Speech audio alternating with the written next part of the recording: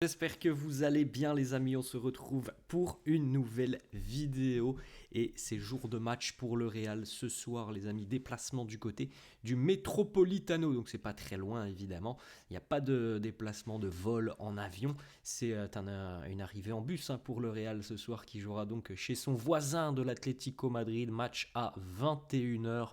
À l'aller, les merengues s'étaient imposés 2 buts à 1. Il faut maintenant valider cette qualification en quart de finale de Ligue des Champions. On va regarder les amis les unes des quotidiens madrilènes, le quotidien AS qui titre Euro Emotion.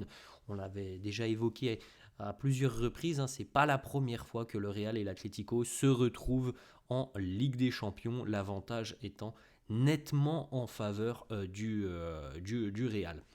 Les petites informations que l'on peut lire ici, évidemment l'ambiance va être très très chaude du côté du Metropolitano. Le Real, fort de son avantage acquis de 2 buts à 1 au match aller, et aussi du retour de Bellingham qui est noté ici. On rappelle que Jude n'avait pas participé au match aller.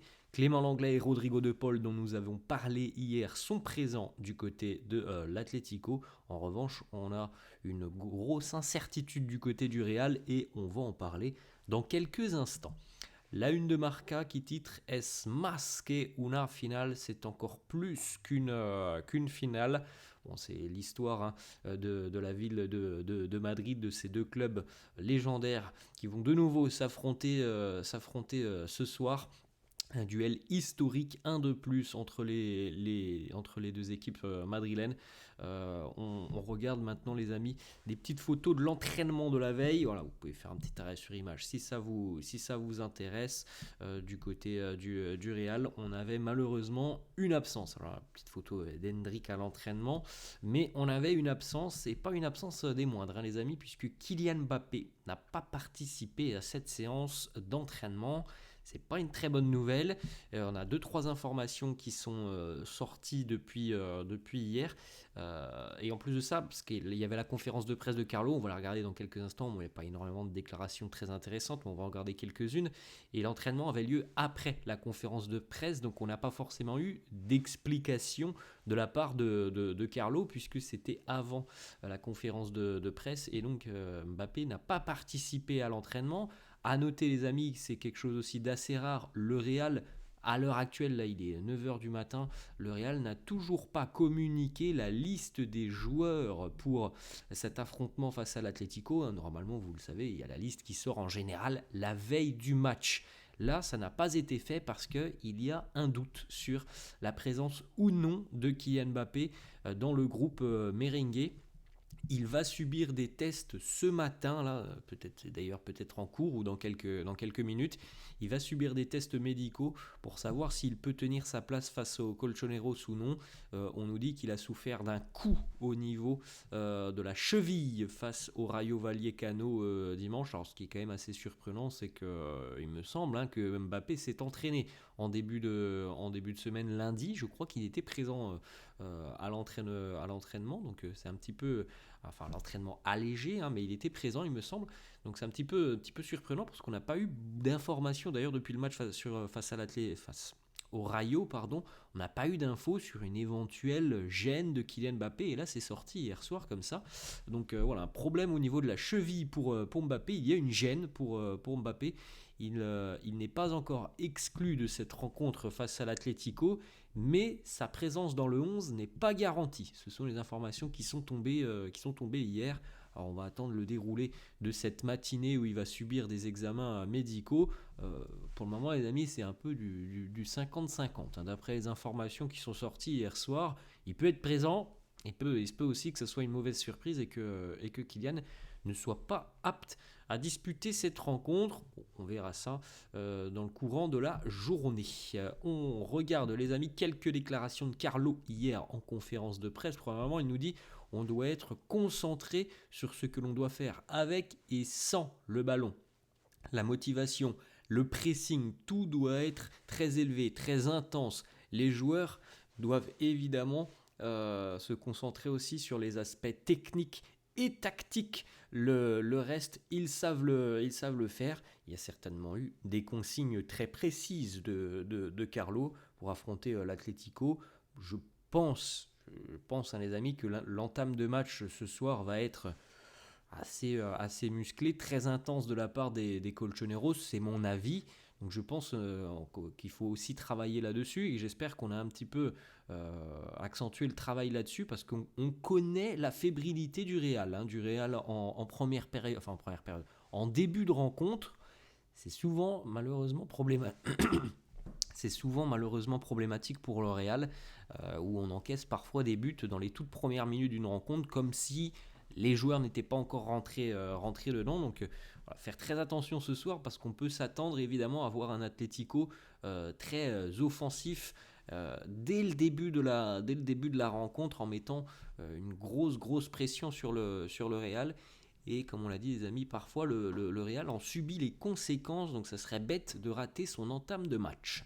Autre déclat de Carlo, on lui pose cette question: qu'est-ce qui est le plus important sur cette rencontre, courir ou faire des différences? Réponse de Carlo: si tu cours énormément sur cette rencontre, le match sera très serré, et si tu fais des différences, c'est que tu vas le gagner. Voilà, au moins il faut mettre les deux, hein. De toute façon, les deux ingrédients sont importants pour réaliser un résultat ce soir. On regarde les amis les compos d'équipes probables. Vous pouvez jeter un petit coup d'œil si ça vous intéresse. La compo de l'Atlético qui s'organise de cette manière, avec Oblak dans les buts, l'anglais Jiménez en charnière, Llorente et Galan.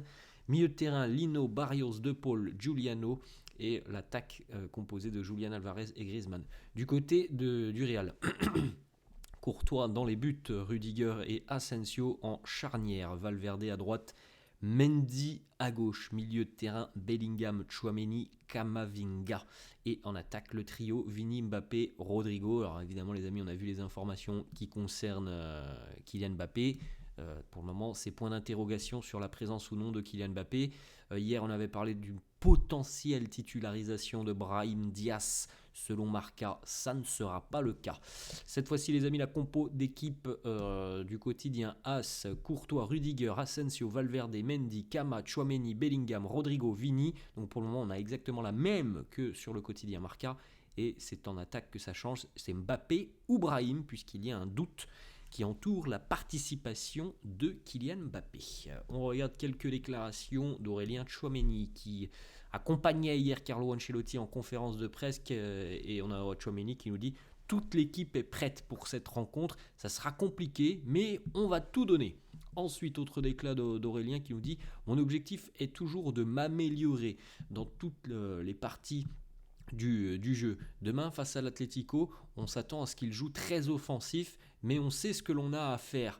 Nous n'allons pas au Metropolitano pour tenir le match nul. On veut gagner. Alors, de toute façon, on le sait en général, venir à l'extérieur en ayant l'ambition de ne rien faire et de conserver le résultat au match aller, ça marche très peu, hein, en général. Il faut aussi avoir cette envie d'aller faire mal, d'aller marquer ce but.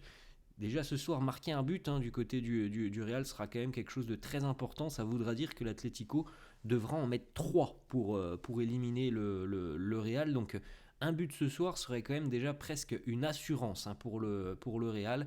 Donc il faut avoir aussi des velléités offensives côté madrilène ce soir. Et comme le dit Aurélien Tchouaméni, si on a un Atlético très offensif, alors je pense qu'on aura un Atleti offensif. Très offensif, je ne sais pas. Parce qu'on connaît aussi quand même les idées, les préceptes de jeu de Diego Simeone. Très offensif, je ne sais pas. Mais en tout cas, si l'Atlético est quand même offensif, et ça doit être le cas puisqu'ils doivent remonter un résultat, je pense que le Real aura des situations aussi sur contre-attaque, et justement il y a les armes du côté du Real pour faire mal à cette équipe de l'Atlético. Autre déclat d'Aurélien Tchouaméni, qui depuis 3-4 semaines est quand même très en forme et nous sort des prestations souvent très très bonnes, hein. On regarde les stats, hein, en général les amis, sur les vidéos, et il faut le dire, hein, qu'il y a souvent de très très bonnes choses de la part de Tchouaméni depuis à peu près un mois. Il avait eu un mois de janvier très compliqué, parfois d'ailleurs avec des sifflets de la part du public madrilène. Tchouaméni qui nous dit: les sifflets, évidemment, je les entends, mais j'ai commencé à être bien meilleur après. Donc c'est vrai, voilà, il faut le féliciter aussi. Depuis plus d'un mois peut-être, Aurélien est vraiment vraiment très en forme, physiquement aussi, parce qu'il n'a pas toujours été épargné depuis le début de saison. Physiquement et dans son jeu, il a retrouvé une pleine confiance, et ça se ressent. Ensuite, autre déclat d'Aurélien Tchouaméni, défenseur central au milieu de terrain. Il nous dit ce sont des postes complètement différents. En défense, tu dois avoir plus tu as plus le temps pour jouer, mais c'est aussi beaucoup plus difficile de rester concentré parce que tu n'as pas beaucoup la possession de balle. Bon, tant mieux pour Aurélien normalement, hein, il ne sera pas utilisé en défense ce soir, ça devrait être Raúl Asensio. Ensuite, les amis, une petite déclat aussi d'Aurélien Tchouaméni sur les critiques. Ça en revient un petit peu à la même déclat que sur les sifflets. Il nous dit tu ne dois pas prêter attention à ce que les gens disent. Il y a un jour où tu es bon, le lendemain tu ne l'es plus. Tu dois te concentrer sur ton travail et continuer à sourire. Alors, franchement, les amis, ça c'est un exemple, Aurélien Tchouaméni là-dessus. On a vu tout ce qui s'est passé, les sifflets, les critiques sur les réseaux sociaux. S'il y a bien quelqu'un qui n'a rien dit, qui a travaillé, c'est Aurélien Tchouaméni. On n'a rien entendu de sa part. Hein. Lorsqu'il y a eu les sifflets, il a travaillé et il est sur une bonne période à l'heure actuelle. Deux petites informations, les amis, qui concernent la trêve internationale qui approche. L'Autriche vient d'appeler David Alaba, donc c'est plutôt positif pour lui. On lui souhaite d'avoir du temps de jeu avec la sélection. Alors, je ne sais pas s'il sera titularisé, s'il aura 90 minutes. En tout cas, la sélection autrichienne a appelé David Alaba. Et puis, autre information qui est quand même une info aussi d'importance, le jeune fiston de Marcelo, Enzo, vient d'être appelé avec la sélection espagnole U17. Donc on lui promet déjà un bel avenir avec le Real. Après, je ne sais pas s'il a opté définitivement pour l'Espagne ou pour le Brésil, je n'en sais rien. Mais en tout cas, il est appelé avec les U17. Voilà les amis, la fin de cette vidéo. J'espère que ça vous a plu. N'hésitez pas comme d'hab à lâcher un petit pouce bleu. Merci à tous ceux qui le feront. On est près de 81 000 abonnés. Merci, ça fait plaisir les amis. Je vous souhaite une bonne journée et un bon match. Ciao.